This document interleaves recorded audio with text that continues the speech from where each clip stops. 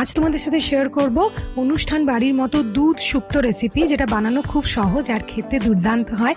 আর তার সাথেই শেয়ার করব ধোকার ডালনা রেসিপি, যেটা বাড়িতে বানালেও কোনো মতেই ধোকা ভেঙে যাবে না। কি করছো? ডাটা বার করছো?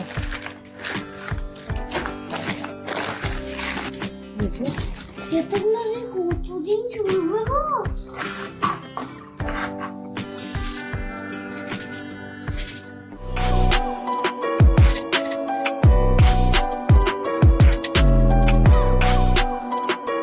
গুড মর্নিং, আশা করছি সবাই তোমরা খুব ভালো আছো। গুড মর্নিং এই কারণেই বললাম, কেননা আমি তো ভিডিওটা সকালে বসে বসে এডিট করছি, তোমাদের কাছে হয়তো দুপুরবেলা যাবে।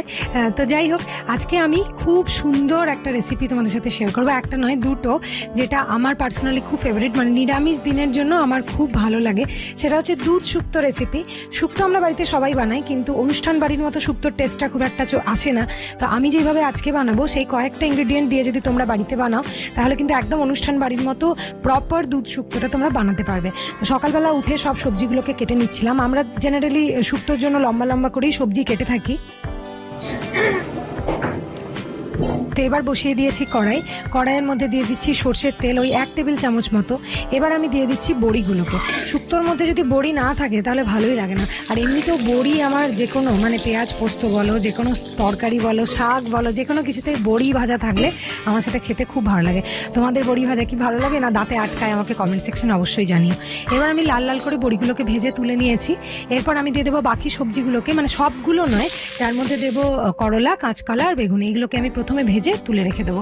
তো প্রথমেই দিয়ে দিচ্ছি করলাগুলোকে আমি ভালো করে লাল লাল করে ভেজে নেবো, কারণ এই সবজিগুলো আমি একদম, মানে করলা বেগুন এগুলোকে একদম শেষে মেশাবো, তো তাই ভালো করে লাল লাল করে ভেজে নেওয়াটা খুব দরকার।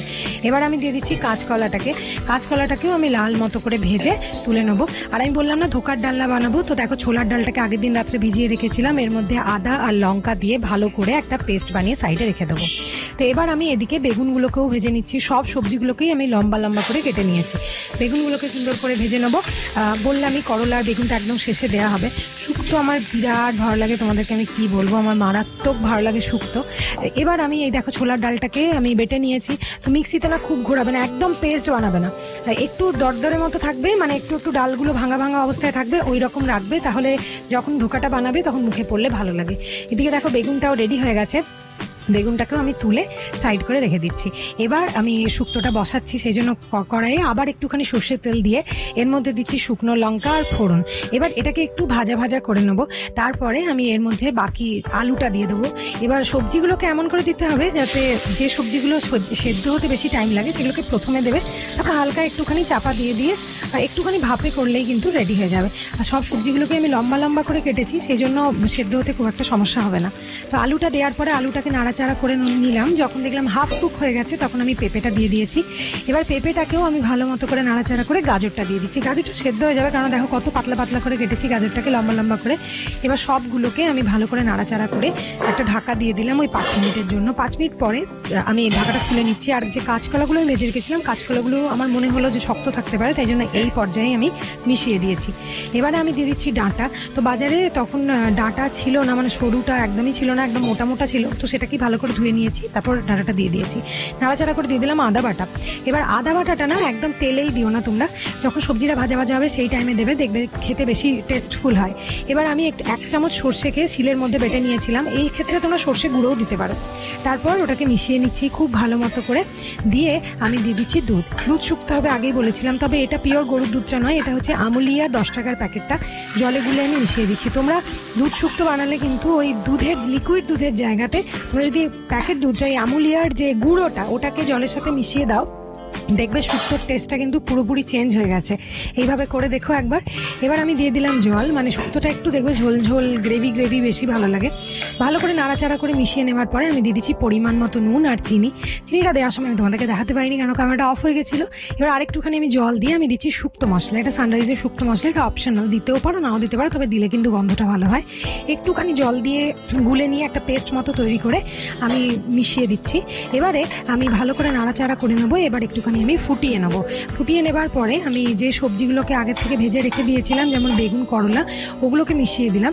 মিশিয়ে দিয়ে ভালো করে নাড়াচাড়া করে আর একটু আমি এটাকে ফুটিয়ে নেবো। এবার শেষে আমি দিয়ে মিশিয়ে দিচ্ছি বড়িটাকে হাত দিয়ে একটু ক্রাশ করেও দিতে পারো, তবে আমি গোটাই দিয়ে দিলাম কারণ বড়িটা এমনিতেই ভেঙে যাবে। এবার রাঁধুনিটাকে অল্প একটুখানি 1 চা চামচ রাঁধুনিকে একটুখানি হামালদিস্তায় গুঁড়ো করে নিয়ে একটু জল দিয়ে ভালো করে গুলে আমি এই শুক্তোর ওপর দিয়ে দিলাম। দেখলে তো মানে কয়েকটা মশলা যদি তোমরা দাও, আর এটা হচ্ছে ভাজা মশলা, এটা আমি সব রান্নাতেই দিই, এটা আমরা বাড়িতে বানাই, আমার শাশুড়িমা বানায় খুব সুন্দর। এটা যদি রেসিপি লাগে তোমরা আমাকে বলো, আমি দিয়ে দেবো। আর শেষমেশ দিয়ে দিলাম ঘিটা অবশ্যই দেবে, একদম স্কিপ করবে না। আর এই দেখো শেষে আমি অল্প একটুখানি চিনিও দিয়ে দিলাম। তা আমার শুক্তো রেডি হয়ে গেছে, একদম অনুষ্ঠান বাড়ির মতো দুধ শুক্তো। বাড়িতে বানাবে, খেয়ে বলবে কেমন লাগছে, আমি জানি তোমাদের অসাধারণ লাগবেই। এবার হচ্ছে ধোকার ডালনার পালা। তো কড়াইয়ের মধ্যে দিয়ে দিয়েছি তেল, ওদিকে তো ডালটা বাটাই ছিল দেখেছিলে, দিয়ে দিলাম অল্প হিং দেওয়ার পর আমি ধোকা বলছি, ডালটা যেটা আমি বেটে রেখেছিলাম সেটাকে আমি দিয়ে দিলাম। এবার উপর থেকে মশলা দেবো, তার জন্য আমি দিচ্ছি কাশ্মীরি লাল লঙ্কার গুঁড়ো, অল্প একটুখানি হলুদ গুঁড়ো, একটু ভাজা মশলাও দিয়েছি, আমি সবেতেই দিই বললাম, জিরের গুঁড়ো, ভাজা জিরের গুঁড়ো এটা, তারপর দিয়ে দিলাম জল। এবার ভালো করে নাড়াচাড়া করে যেতে হবে যতক্ষণ না এটা একটা মন্ড মতো তৈরি না হয়, মানে আঠা মতো তৈরি না হয় ততক্ষণ। দিয়ে দিচ্ছি পরিমাণ মতো নুন। এরপর ভালো করে নাড়াচাড়া করবে, যদি লাগে এই সময় অল্প অল্প করে জল দেবে। আর এটা হচ্ছে যে পিনাট, মানে হচ্ছে বাদাম, মানে কাঁচা বাদামটাকে আমি একদম ছোট ছোট করে টুকরো করে নিয়েছি, দিয়ে 1 মুঠো বাদামকে আমি মিশিয়ে দিয়েছি। এটা যদি দাও তাহলে যখন ধোকার ডালনাটা রেডি হয়ে যাবে, খাবে তরকারিটা, তখন কিন্তু মুখে যখন ধোকার ডালনার মধ্যে এই বাদামটা পড়বে তখন খেতে অসাধারণ লাগবে। তা অবশ্যই এটা কিন্তু দিও। এবার এটা দেখো লেই মতো তৈরি হয়ে গেছে না। এবার একটা প্লেটের মধ্যে আমি তেল মাখিয়ে রেখেছিলাম আগের থেকে, তার মধ্যে এই মন্ডটা দিয়ে দিলাম। এরপর একটা ছুরি দিয়ে ভালো করে এটাকে মানে স্প্রেড করে নিচ্ছি। এবার হাতে ভালো করে হাতটা ধুয়ে অল্প তেল মাখিয়ে এটাকে চেপে আমাকে রেডি করে নিতে হবে। তো আর না, এটা যখন একটু গরম থাকবে, নরম থাকবে, সেই অবস্থাতেই ছুরি দিয়ে কেটে নেবে, যে শেপ তোমরা পছন্দ করো সেই শেপে। তাহলে কিন্তু এটা তোমরা যখন মানে শুকিয়ে যাবে, মানে একদম ঠান্ডা হয়ে যাবে, তখন দেখবে সুন্দর উঠে যাচ্ছে।